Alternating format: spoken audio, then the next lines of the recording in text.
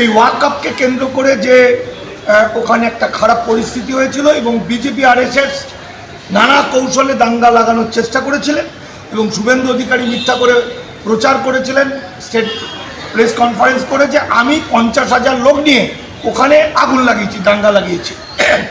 তো সেই জায়গা থেকে সেটা যে পুরোপুরি মিথ্যা এবং সেটাকে ভিত্তি করে ভারত সরকার যখন দেখলো ওয়াকআপ আন্দোলন সারা ভারত তোলপাড় হয়েছে এবং কৃষক আন্দোলনের থেকেও অনেক বড় আন্দোলন হতে চলেছে, ভীত ভারত সরকার তখন কিছু একটা ঘটনা ঘটিয়ে দৃষ্টি ঘুরিয়ে দেওয়ার চেষ্টা করলো। আমরা অনেকে মনে করছি সেটা কতটা ঠিক আমি জানি না, পায়েলগাঁওয়ের ঘটনা সেটা হতে পারে বা নাও হতে পারে,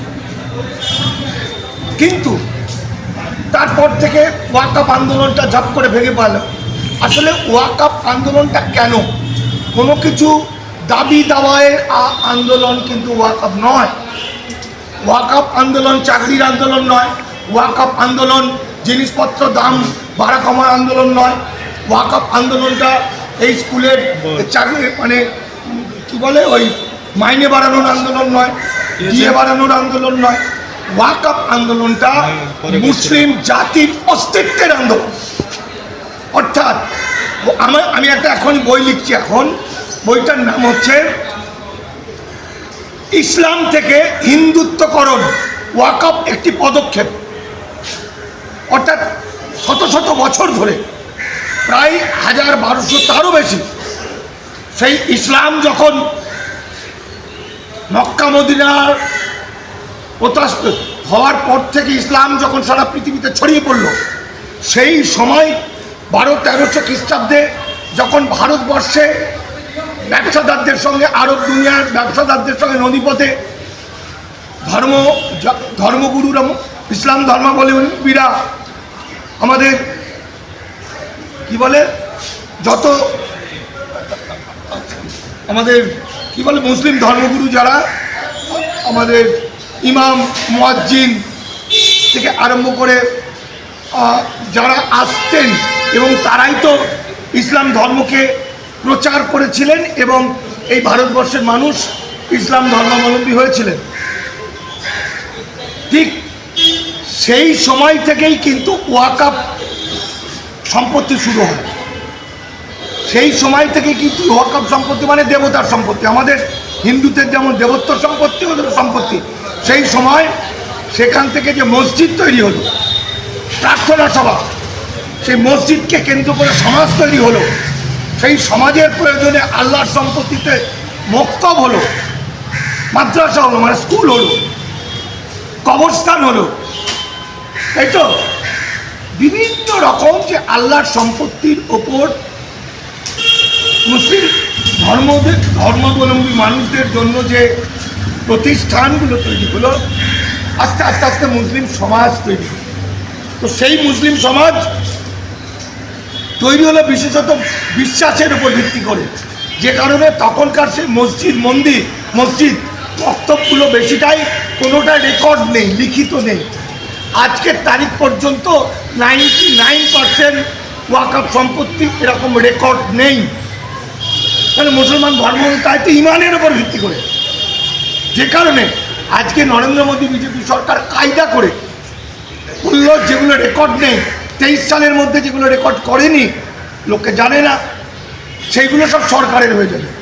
অর্থাৎ যখনই গোরস্থানটা কেড়ে নেওয়া হচ্ছে তখনই ওখানে কবর দিতে পারবে না, মুসলমানদের পোড়াতে হবে। যখনই নামাজ পড়তে পারবে না, মসজিদ কেড়ে নেবে, তখন নামাজ হলো না। এইভাবে আস্তে আস্তে একটা মসজিদকে কেন্দ্র করে তো ইউনিট তৈরি হয়। একটা মসজিদ থেকে আওয়াজ দিলে শত শত মুসলমান একত্রিত হয়, তাহলে মুসলমানদের ইউনিটিটা ভেঙে দিচ্ছে। আমাদের হিন্দুতে যেমন স্ক্যাটার ছড়িয়ে ছিটিয়ে কোনো ইউনিটি নেই, তাহলে বিজেপি কৌশল করে মুসলমানদের এই সম্পত্তি আল্লাহর সম্পত্তি কেড়ে নেওয়ার পরে সেখানে কি করবে, উচ্ছেদ হিন্দুত্ববাদ ছড়াবে, হিন্দু হতে হবে। হিন্দু আবার বামুন হলে হবে না, হওয়া যাবে না, হিন্দু কিছু দাস হতে হবে, মানে শূদ্র হতে হবে। তো সেইটার যে আন্দোলন, এই আন্দোলন স্বাধীনতার পর থেকে আজকে পর্যন্ত ভারতবর্ষে যত আন্দোলন হয়েছে সবচেয়ে বড় আন্দোলন। তাহলে এই আন্দোলনের জোশ, এই আন্দোলনের গতি এই আন্দোলন কতদূর যেতে পারে সেটা একটা স্বাভাবিক অঙ্ক। ফলত এই গোটা ভারতবর্ষে এই আন্দোলন হবে, গোটা ভারতবর্ষের আন্দোলনকারীদের অভিমুখ হবে দিল্লি। ফলে দিল্লিকে আন্দোলন করতে হবে এটা সঠিক বলেননি। কিন্তু মমতা ব্যানার্জি বলছেন যে আন্দোলন করতে হলে দিল্লিতে চলে যান, দিল্লিতে গিয়ে আন্দোলন। উনি কি অর্থে বলেছেন সেটা উনি জানেন, কিন্তু আমি যেটা বলছি মমতা বন্দ্যোপাধ্যায়ের অ্যাঙ্গেল থেকেই বলছি, ভারতবর্ষ একটি যুক্তরাষ্ট্র। ভারতবর্ষ যেহেতু একটি ইউনিয়ন, ভারতের যুক্তরাষ্ট্রের কাঠামো হচ্ছে সমস্ত ক্ষমতাটাই কেন্দ্রের, সামান্য ক্ষমতা রাজ্যে। সেখানে সংবিধানের 256 নম্বর ধারায় বলছে কেন্দ্রের আইন রাজ্য সরকার মানতে বাধ্য, না মানলে রাষ্ট্রপতি শাসন।